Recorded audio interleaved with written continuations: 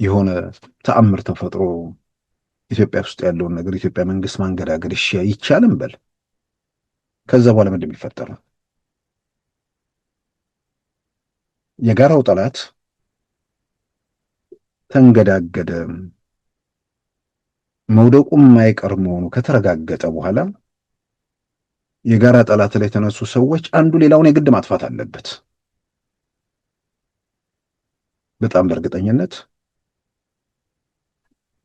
ጠላት የተባለው ስልጣን ላይ ያለው የኢትዮጵያ መንግስት ከተንገዳገደና መውደቁ የማይቀር መሆኑ ከተረጋገጠ ኤርትራ መንግስት ወይ ደግሞ ሻዕቢያ መጀመሪያ ቲፒኤልኤፍን ድምጥማጡን ያጠፋዋል፣ እግር እጅ አልባ ያደርገዋል።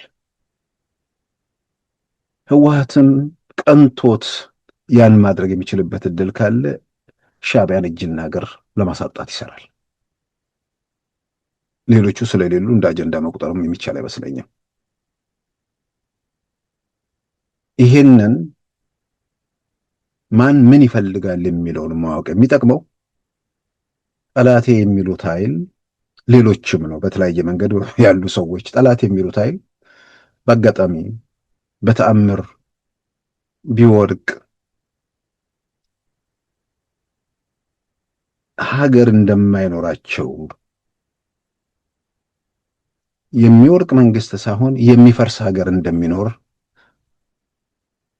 እሱንም ማስተዋል ያው ደግነቱ የሚፈርስ መንግስትም የሚፈርስ ሀገርም የሚወድቅ መንግስትም የለም። ዛሬ ኢትዮጵያ ትልልቆቹን ፈታኝ ውስብስብ አደጋዎች ትርጉም ባለው ሁኔታ ተሻግራለች።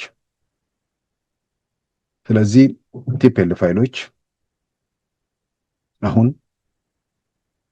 የሚጥሉት መንግስት የሚለውጡት ሁኔታ ባለመኖሩ ይልቁንም እነርሱም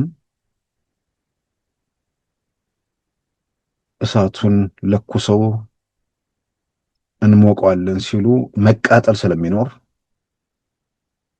ሳይለኩሱ